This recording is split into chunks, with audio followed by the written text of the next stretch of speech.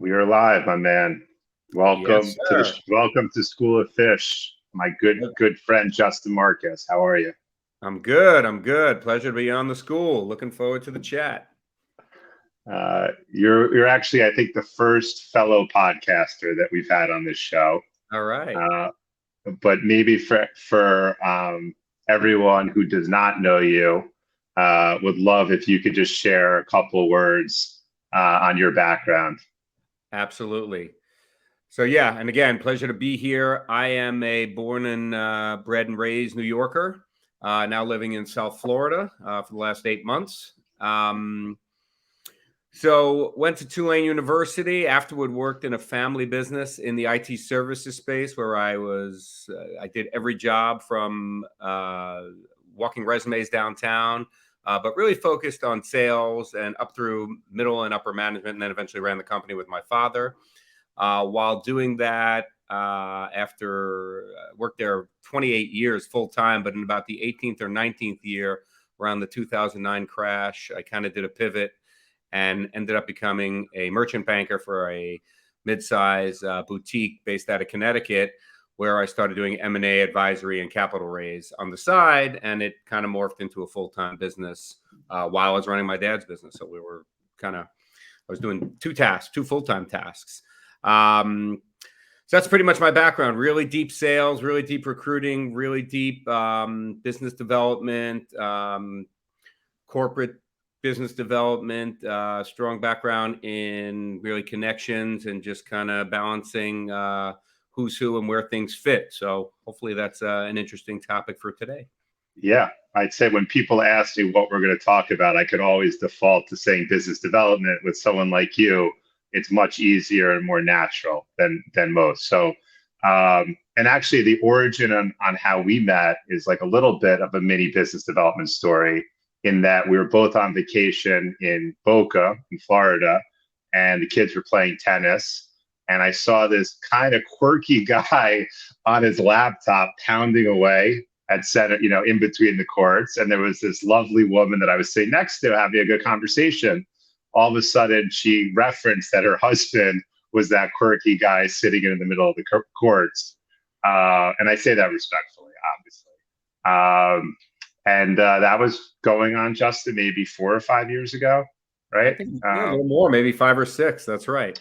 And let me define quirky. By that, I mean, to those that are not watching the video and see our reaction, somebody that was working in the midst of a youth tennis class that was going on, which I respected. And I was like, I wonder what that guy does. And we ended up getting to know each other. And, almost 5 years later, I'd say becoming pretty good friends. So, and you're in Florida today, right? I am here, yeah. South Florida. I'm actually on the property where I met you. So still haven't ventured too far. Not on the tennis court, but there you go. And what's that transition like? Because I feel like that's a topic that is relevant to a lot of people. I can't tell you, being in New York, almost every week somebody says to me either they know someone that moved to Florida, they're thinking of moving. Kind of talk to me about being a lifelong New Yorker, and then during COVID, kind of seeing, a better life for you and your family in Florida. Yep. So, yeah, I mean, you nailed it. I moved back into Manhattan after college, October 1992. I moved in with a few buddies into a brownstone. It was almost like a post-fraternity rejuvenation, and stayed in Manhattan until this past September. So it was a really long run. New York is a place I never thought I'd leave, but I think between COVID and just the changes that New York has gone through, Florida and some other places down south seemed like an interesting opportunity to raise a family, to do some business, and really just, it was just time for a change. The laundry list is probably 100 decimals long, but, the main ones were really, I think COVID changed the way we do business, and, putting aside, being in an office, just flexibility of working from anywhere, tech. And it's funny, even when I worked for my dad, I always used to tell him, not to worry about having salespeople or recruiting folks or anybody that was on the line to produce. It didn't really matter as long as they were able to do what they had to do. And, we weren't huge on hitting numbers or hitting goals, but we were really interested in production. So we focused on that, and he still had this feeling like, hey, you have to be in the office 10 hours a day. You have to do this many calls. You have to do this many things. So I think those were slowly becoming a thing of the past, but COVID really accelerated that. It really pushed some companies into really, hyper change and hyper pivot. But more importantly, it put people into that too. So I think it enabled people to take a shot. My wife didn't have to go to work anymore. She's a partner in a law firm, so she's to go. And we kind of had thought about leaving before him, but that was really the icing on the cake. So we were comfortable in Florida. We looked at a few other places like Arizona and Texas. We thought Eastern Standard Time was best for us and a place we knew. So we just kind of picked up and went. We stuck our kids in a new school and we winged it. But it's been a great turn. And I miss New York a ton. I miss my friends. I miss everything about it. But it's great being here, and it's interesting trying to build new relationships, maintain old ones, and really do the things well that I used to do and continue to want to do.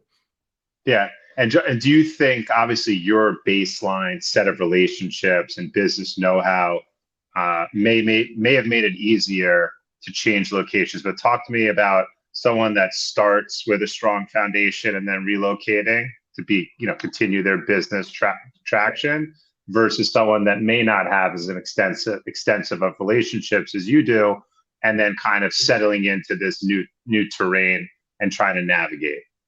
Yep. So I had a very strong base here to start with. I had been coming to South Florida since I'm a teenager. I had a lot of friends that moved here from New York and other places. I had a lot of fraternity brothers and college friends who lived here, either were from here or moved here right after school. So, I had a strong foundation to start, and I had done a lot of business deals in my career. My family business had an office in Tampa. So I was very Florida, current and knowledgeable. But yeah, I mean, anybody picking up and starting somewhere else has to make adjustments. I really made sure I stayed current with, the folks I knew back east and really everywhere around the country and around the world. But I wanted to make sure I, dug my feet in and built new relationships here, and did that very quickly. Luckily, I've played a lot of golf around the world, and certainly a lot in Florida. I track my golf very carefully, and I've played more golf courses in Florida even before I moved than any other state in America. So Wow. I knew a lot of folks. I just kind of had to reprioritize who I knew and thought about where they stood and how I could help them, and ultimately how they could help me, but really how I can infuse them into what I was doing and the deals and opportunities I was working on. So I think for anybody else, moving anywhere is hard. It's really difficult. Some people make friends well, some don't. Some build new relationships well, some don't. I think it's a combination of, I think people who do what we do or connect or sell or do business development constantly have to, maintain relationships. And I think now it's just easier with video, with the connectivity of the world today. It's much, much easier. And I don't think people miss, seeing people as much. I mean, we even said, earlier, hey, I haven't seen you on video in a while. I think in the beginning of the pandemic, we were used to seeing people. We were doing weekly Zooms and daily Zooms and drinks on Zoom. And I think that's kind of subsided and found its place as people are traveling more or Zoomed out or, WebExed out, whatever you want to call it. But, there's still a great time and place for that. People are returning to their office to Zoom all day. So I think figuring out, and maybe I went off topic a little, but no, it's good. It's good. I think, look, moving anywhere is difficult, but it creates opportunity. People love hearing that people bit the bullet and went to a new place to try something. Again, the crux of my relationships were in New York and in the North. And I saw it as a big, can I do this and can I do it well? Yeah. And can I balance both sides? So It's been easier maintaining my New York. Building down here is, you got to do a little kind of, I'm in a town that's not exactly, I'm kind of in between Miami and Palm Beach, where the crux of business people are. But, there's enough, many hundreds of thousands of people have come here in the last 5 years. I think ultimately relocating does speak to being an entrepreneur, because you kind of got to, enter like a new territory and new worlds and trying to make the best of it. So kind of like in a business, as we see every day, pivoting and changing course. And I think people respect that you're willing to do that. And I'm sure in the relationships you have outside of Florida, the deals you're working on generally is probably interesting to people you come across in Florida that may not have, be connected into the same circles. Yeah. So luckily I had, I speak to a lot of family offices. I speak to a lot of high net worth. I speak to a lot of corporate folks. So those are kind of the, between the companies I help in BD or whether it's Raise or what have you. So I kind of have a mix of a little bit of everything. There's plenty to go around here. It's just, getting yourself situated. I joined a couple of Florida groups where we meet. So as simple as I wouldn't call them, kind of like, they're not networking groups, but they're gatherings. So I did do a couple of those, just say, hey, who's around? But really, I did what I normally do. I hang out at my golf club. I hang out at the gym. I just kind of, I talk. I'm a people guy. So I talk to people at a bar. I talk to people at the gas station when I clean my car. What have you? I figure it out. You never know who you're going to run into where. You could stumble into your next biggest client on a boat or in a pizzeria. And Justin, I think you never know. Since we've never shared with others one of the games that we used to play in the city, I think this would be a good forum. Justin and I, after a meeting, let's say we had a meeting in Union Square, and we both lived further uptown, we would say, let's walk home. We'd walk center, but he would ultimately leave to go Upper West. I'd go Upper East. And we would play this game where whoever ran into someone they knew first owed the other person $10 or $20. That's one thing I do miss. We called it, well, one of your favorite words is poppy, right? You're a big user of that word. Hey, poppy, whatever. Yeah. And so we called it Popular was the name we came up with. Papilar. But that you can't do from what I haven't been able to figure out the digital hack to playing that game, running it to people in person on Madison Avenue. I guess in the metaverse it'll eventually happen, but today it's impossible, right? It's pretty all right. hard. There we go. We've got a metaverse idea. Speaking of metaverse, just because I see the horses behind you, just give a talking point as to some of the kind of more forward-thinking, innovative projects that you're advising on, part of, invested in. Open forum for that. Yeah, so a couple come to mind. One, since we have some horses behind me and I was in the horse business for many, many years, I ran into an old friend down here who lives in Boca, former New York entrepreneur with several exits, a guy named Dan Nisanoff, who we both know, who you actually introduced me to. And I just called him because he lived in Boca, and we kind of stayed in touch. And he had a company a few years ago that I was an investor in, and we were both, working with a little bit in the fantasy football space. So I just called him to catch up, say, hey, what are you doing? And maybe play golf, maybe whatever. And he told me he was working on a new project in the NFT metaverse play to earn space. And it was centered around thoroughbred horse racing. And I said, I'm not sure if you know, but I was an owner, I was a breeder, I was a gambler, I was just about everything in that business. We should get together. So we got together, and before I knew it, I became an advisor with him. I put in a little bit of money, and I've been spending a few hours with him here in Boca working on this project, which is paralleling really the thoroughbred horse breeding and racing industry in the metaverse, and bringing that hopefully to a whole new set of investors, gamblers, and just people really promoting the sport and the game. In a quick word, there are 20,000 or so thoroughbreds born every year in the United States. They're called weanlings when they're born. By the time they're one, they're called yearlings. So starting this year, we will be creating an NFT for every yearling born in the United States, or that's allowed by the Jockey Club or the Thoroughbred World.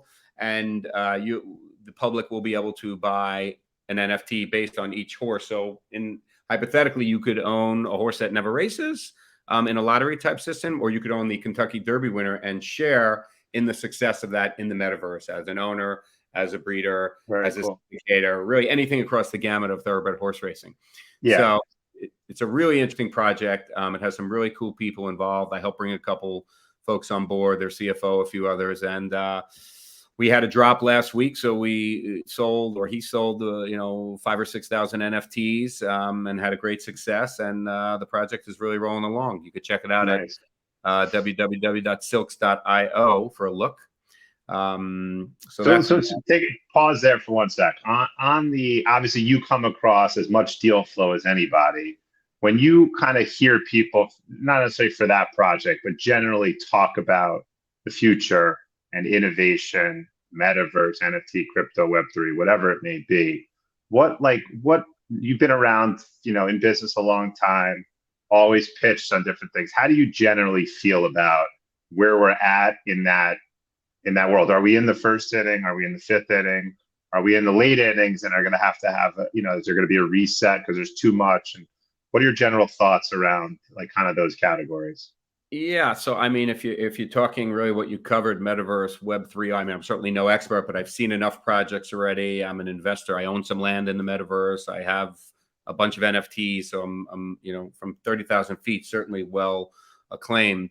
I definitely think it's still early. I think it's still inning one or two if we're playing baseball, but I think, it's hard to tell. Is there going to be a reset in this? Probably. Is every NFT going to be worth something? Probably not. I mean, there's millions and millions of them already. And, how can they all have value and how can they all be interesting?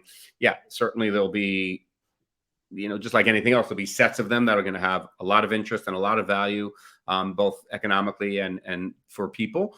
But I think the metaverse is inevitable. I think people are interested in it. They're committing to it. They're, big corporation. Everybody's lending a hand to it and showing momentum for it. So I can't imagine it's certainly going to Right. fold. I don't know if I mentioned to you, but I actually came across a few people that were doing golf projects Mhm. in the metaverse, which I'm sure you've heard about more than anybody. But Yeah. speak to say one step back. When you mentioned golf before, I know that golf is a important part of your life since you were a kid. Yeah.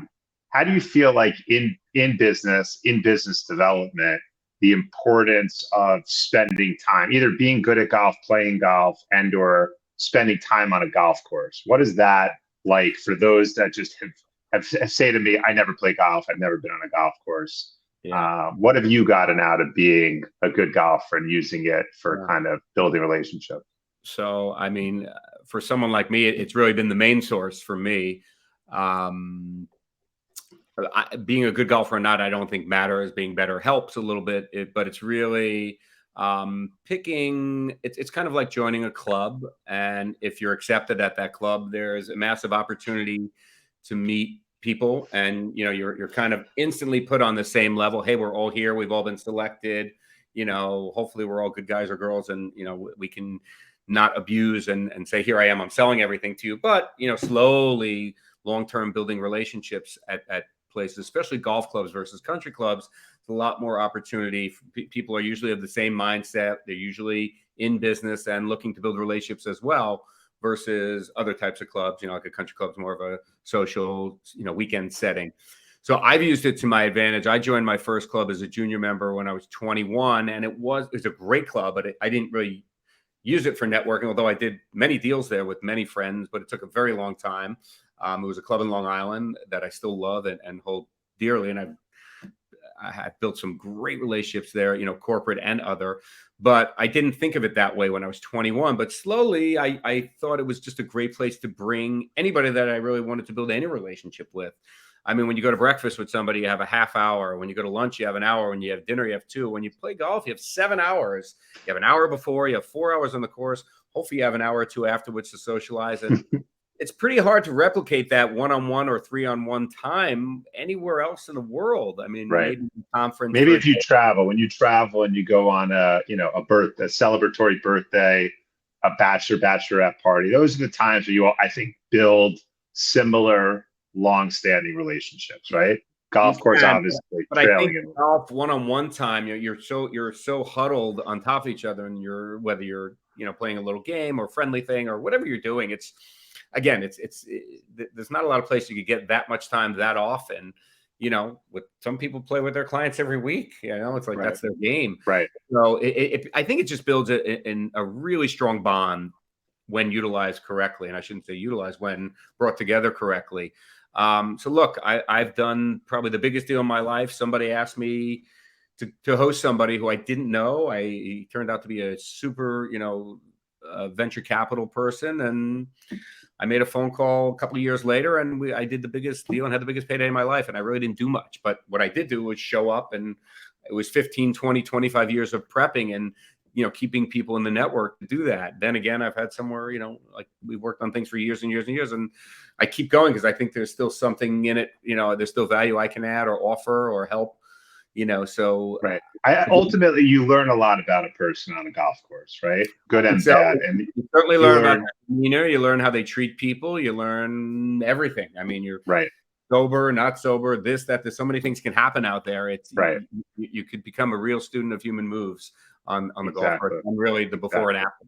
So yeah, definitely. Yeah, no, but I think if people like golf, it's a great way to connect. Is it a great way to sell something while you're there? I never do that. I really just try to meet great people there and keep going and see what happens. Totally. And even for those that have yet to make it out on the golf course or trying to learn the game, the nice thing in a city like New York, and I'm sure obviously Florida is different, but big cities in America, there has been this trend towards the top golfs of the world opening up, to have more of a social mix with athletic experience and the indoor golf facilities, right? Yep. We used to hang out every once in a while at Connect, which was a great facility on Fifth Avenue in New York City.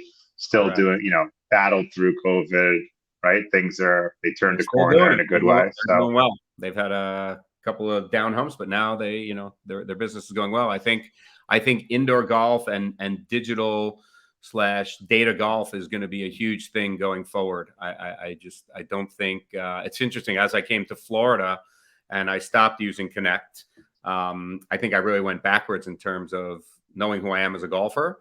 I think the data, using software like TrackMan and FlightScope and the others is just invaluable. As I stopped using it, luckily the place where I live has now a top tracer, but it was recently put in, so I'm now starting to get some of the data back. But it really changed my game. It really let me improve. It really showed me very quickly. It's almost like AI in sales. It really showed me who I was, where I was, and what I needed to work on. And it gamified it in a way to keep me interested, just like, a CRM would do for a salesperson. So I found as I stopped using it, I got worse. I just was less interested in getting better. I'm still playing and socializing in golf, but now that I have it and I don't have it, I think the setup at Connect, the best you could do. TrackMan's the best software for it, in my humble opinion.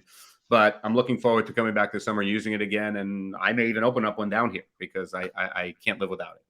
There you go. And in terms of your sales pedigree and sales experience, when you started, as you said, you handled a lot of jobs at your family recruiting company, right? Or what category was it in? I don't want to misspeak here. Staffing or consulting. Staffing or consulting. Or IT staffing is really the got it. But ultimately, you had roles, in addition to being a leader within the company, that involved sales, right? I think. What are some of your learnings within the sales realm that even from the beginning of time, technology aside, have always stood the test of time? Yeah. So again, as I said, ask differently. What makes someone enables them to be a good salesperson? Oof, that is the $50 billion question. Look, there's not a company out there right now that doesn't need help in sales, whether it's Salesforce or a one-man shop. Good salespeople come and go. They're always getting better opportunities. They're getting better offers, and they're getting recruited. So having that skill to be able to sell, and some people think of sales as cheap salesmen. It's actually it's a skill that stays with you forever, and it's a skill that everybody needs in some degree, as you know. So what stays? What hasn't changed as time has moved forward? I think that's the question you were asking. Look, the first day I walked into my dad's office, I realized I better be just as nice and friendly and cool with the secretary as it was to my dad and his partner. So I said, hey, treat everybody well, and hopefully you'll get treated back the same way. So I think that's stood the test of time. I always felt the minute I walked in, I better have the same demeanor, saying hi to Jeanette, our, the gal who sat in the front with us, to, my manager or whomever. So I think treating everybody with equal respect is numero uno in sales. building your trust over time, it stands the test of time. I mean, being able to be the same person of high integrity, of high delivery, and being the same every day is a super valuable tool to have. And I think a lot of salespeople aren't that way. Good day, bad day. Oh, I'm crushing it. Oh, I'm not this, that. So being able to kind of balance and hold that, I think, is super important. I always felt that doing things for free or offering other value outside of what you were selling was, a great offer. Some of the things that I do, look, I help people get on golf courses all over the world for, I never ask for anything back. I've gotten people on some of the most amazing places in the world. I've gotten people into doctors and hospitals they could never get into. I've saved lives. So I think finding niches and really continuing the sales cycle in a way of other value, instead of saying, here I am, I'm selling you this product today. It's about, finding good people is hard enough. Keeping them in your world and just offering, and I shouldn't say offering, but really being a great friend and a great business peer is the most important thing. When you do that well, you're going to get any business deal or any business opportunity you want. Obviously, you have to deliver once you get it, but giving before you get is something that'll never go away. And when you were, give us just a sense within Princeton, Princeton Information Systems or Services was the name of the company. Princeton Information Limited, but we went by PI. Okay, let's go Princeton Information. How many people did you kind of place into the workforce during the firm's existence? Yeah, just ballpark. Is it in the hundreds? No, the firm. Company? Like what? Yeah, the company. So we were doing about 100 placements a month for 30 years. So doing the math quick, it's about 36,000 people we put to work as contractors over the time that we were in business. And then I bet we did direct hire placement, probably another 5,000. So over 40,000 people we put to work over those years. Some of them were, multiple opportunities. But yeah, we always said, we wish we captured that data early and just knew everything about the people we put to work and what they did. We would have had this massive war chest of data and knowledge that we could have just transformed into business practices. Years ago, before we had good systems, we'd put someone to work. They did the task. Obviously, we did everything we could along the way while we employed them. We treated them great, hopefully, and gave them a great experience. But we didn't say, wow, we had 500 people that worked on treasury systems and banking that did this programming language. And we weren't good at, we were really good at doing the next deal and keeping the relationships with our clients and the people of the world. But we weren't good at forming that into kind of what Deloitte or other, huge consulting firms did, where they built practices and specialties and were able to create statement of work or projects based around past experiences and success. Yeah. And within like the hiring process, because again, we're both tied in some ways to the startup world and growth within businesses. What's one learning lesson from the hiring process, right? You're facilitating the hiring process that you think could be passed on to a business owner today that's trying to recruit talent or interview people and decide, is this or is this not the right person? Yeah. Well, I think nowadays, speed to hire is so important now, given tech, given the world we're in today, where candidates and good people are in demand. Look, recruiting is an everyday, all day phenomenon for every company. So it never ends. Whether you have talent acquisition folks, the owner, everybody has to be recruiting, from the owner down to everybody in the organization. So what would I say for today? It's really, don't wait. If you find someone good, get them through the queue and almost treat them with different value than just the process. Like, okay, yeah, we had 2 interviews. Now I'm going to put together an offer and get it to you in a week. Good firms are not doing that. They're saying, I'm going to get my whole team on together and have a virtual party during this process to try to entice this person because I want them. You really have to show early on in the hiring process that somebody's attractive and that you're interested in them much more so than the past. So I think really focusing on being different and, not being afraid to spend money and act quickly is everything. Right. And then ultimately, people, it's a highly competitive environment today for finding good talent. I think, recruiting them and getting them to say yes, obviously, great point, what you just said. But then ultimately, once they join the organization, everyone has really gone all in on company culture and trying to prevent, further in the great resignation space, or for that to be a reality. It's really living up to the promise that you set forth in the recruiting process, whether you're too optimistic or too conservative, but that is, you can't just overlook that today, right? Because they're going to hold you to it. And the first sign that what they said it's going to be and it may not be in reality, that's when you start to see some breakage, I feel like right now more than ever. That's right. Look, the minute somebody on boards with a firm, the next minute they're either getting recruited, thinking about something else, and they constantly have to be prove to that it's a great place to be. There's great culture and there's great opportunity for success and for building their career or forward movement. So that never ends. More so than when I first started. It was like, I have a good job, I'm going to get a salary, maybe I have a commission, maybe I have this and that. Now I think there's so much more to it, and those factors are just felt by employees and by good firms every day, all day. So yeah, it's interesting. As we sold our business, the buyers of our company, I've just watched them. I worked for them for a year, and I've tracked them for the last couple of years, and they handle that process so much better than we did. We thought we did pretty good, but this group, which is called DICES, they just do a tremendous job of constantly educating their folks, constantly praising, constantly offering them education, constantly doing special events, not just for success and like the annual trip, but really to promote interconnectivity of people and relationships, and really offering different experiences. So they put that at the top of their to-do list every day. So watching that really taught me a lot.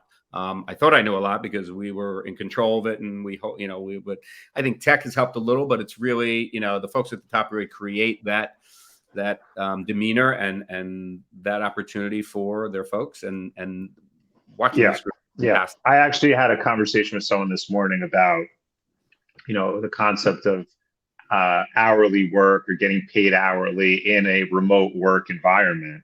Right. Mm-hmm. And I'm not saying that I have the perfect solution as to how things will evolve, but when people are working remotely, and as you were saying, sales and production oriented jobs, I think the business owners of tomorrow and of today really care about results, right? They obviously care about the people and living up to the brand and the mission and corporate values, but production is really what I think people can measure when they're not seeing people in person and feeling it in real life every day. I mean, that's absolutely right. Look, at the end of the day and at the end of every month and quarter and year, business owners ultimately look at their P&L and they say, who did well, who didn't? Did we do well? Whether that's sadly or it's always economically to some degree, but it's also all these other factors. So, yeah, I mean, as corporate tries to make a comeback to the office, I think at the end of the day, the only thing they're going to have is the ability to rate people, or I wouldn't say judge people, but really look at everything and everyone in an organization by production.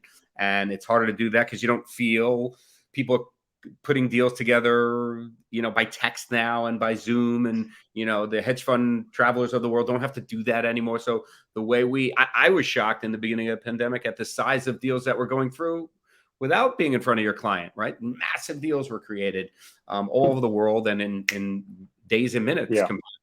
I think people were willing to cut through some of the red tape when they had no choice but to look at how they were doing things, what's broken, limit some of the bureaucracy, because otherwise it just would not have been sustainable. And we do take for granted how amazing technology served us. Right. If the pandemic happened 50 years ago, I would imagine it would have been much harder on the business community to withstand what was needed. I'm sure there've been another variation, but it is, just Zoom working on a recurring basis, I think it just proved out what we ultimately knew, I mean, look at the time saving commuting alone that tech and Zoom and this, video community saved, taking a train in from Westchester to Manhattan, an hour each way, saving 2 hours, plus taking your car from the train to your house, whatever that total amount of commute is, and just the getting ready, there's so many minutes and hours that you save over a year of production for people, and whether they utilize that towards work or not, we'll never know. But you have to imagine a big chunk of it is. So when somebody logs on at 8 a.m., they logged on at 8 a.m. They didn't have to commute. They banged in and they finished up at 6, whatever the value amount is. I think it really showed that, how important is it to be in front of everybody every day, all day? It's obviously, you don't need that anymore. And that's changed forever. Whether we go back to 2 days or 3 days or some form of hybrid, who knows? I think every company will be a little different. But I think it just proved, to corporate and to owners that there's a lot of trust that they have to have in their best and all their people, really, in regards to this. It's like, hey, why waste time worrying about all these cycles of being in an office, of commuting, of traveling, when you should only do that when you have to or when it's necessary. So I think it would have happened. I think the coronavirus era just accelerated as a catalyst for that. Yeah. And it's going to be interesting, almost every meeting I go to, like those organizations, networking groups, almost the number one topic of conversation for business leaders and owners is, how do we think about, how do we go back to bringing people to the office? And I would say, if there's, using like an analyst that may sit at a computer for a large part of the day and work, looking at their computer all day, every day, the office for them is not about doing that. It's about being with the team, learning from mid-level management, senior leadership.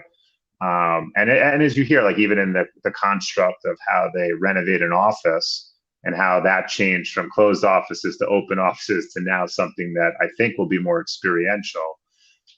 You do feel better about in real life experiences when you go back, and you're like, wow, that was really amazing. We couldn't have done that or have built the same connection on a Zoom, right? 2-dimensional, 3-dimensional. There is a difference, right?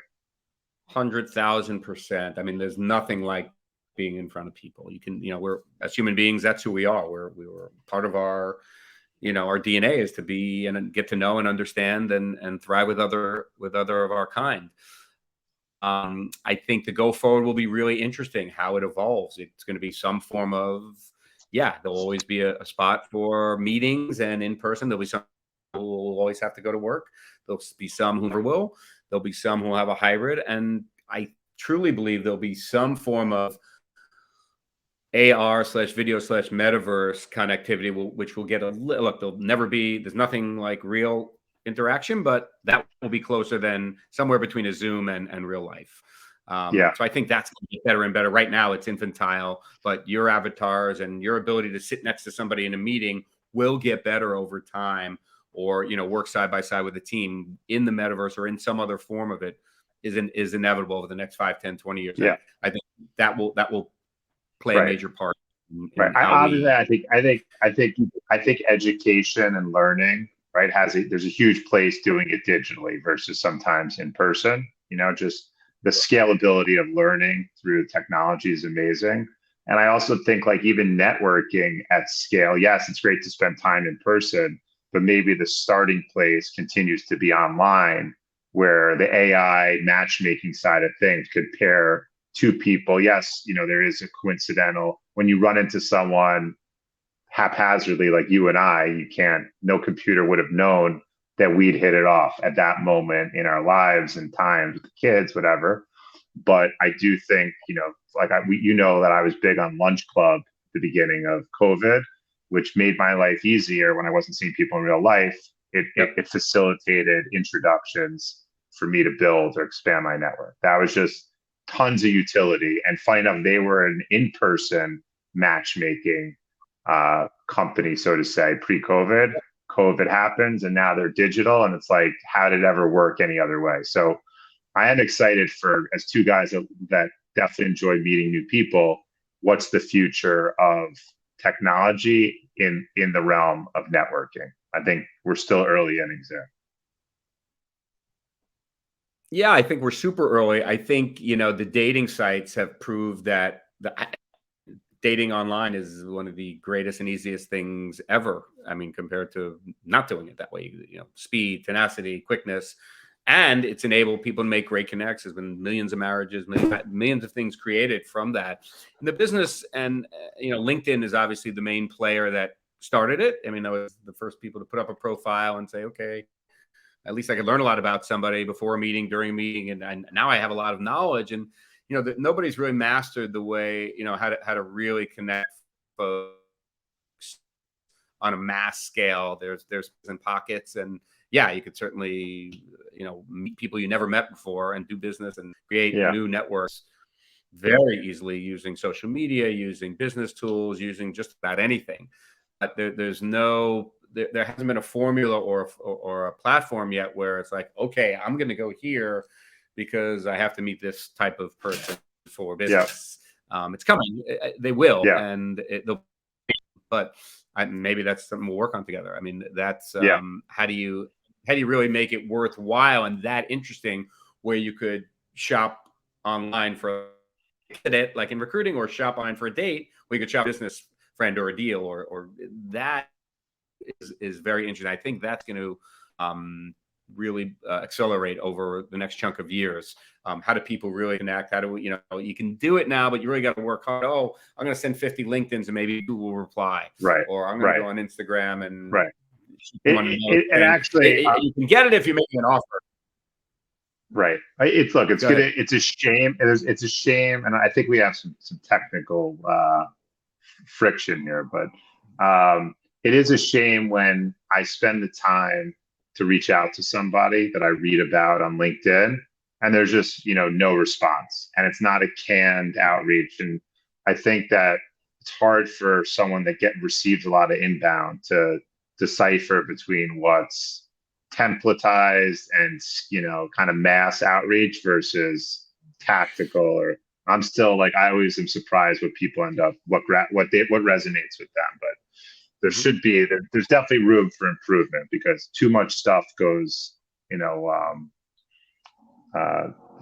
lack of response to, so to say. Yeah, there's still a black hole there. I think again, it's a numbers game. It's very hard to get anybody's attention who want, there's one investor I've been trying to get for a bunch of my deals for 2 years now. And I recently wrote to him on LinkedIn. I said, hey, this is my 13th text to you. Is this the right time you're going to just respond? Just say no, say you hate me, say this, say that, and look, I'm going to get him. There's no doubt it may take another 5 years and he's going to look. And, I have to, even though what I thought was exactly right, and we would love to, at least get a conversation. He gets thousands of those. How do you call, Bill Gates and ask him to look at your deck? It's pretty hard. Not that it is, but people only have so much bandwidth. Everybody's different. People take a certain amount of. You and I are very open to taking new people in our lives for business. Some people are not. They're very close. Like I have my 3. That's it. So I think it's not personal, but it's really the means. It's how do you. There should be a platform where people, like LinkedIn, they say, hey, I'm open for work, which I think is a bad marketing tool.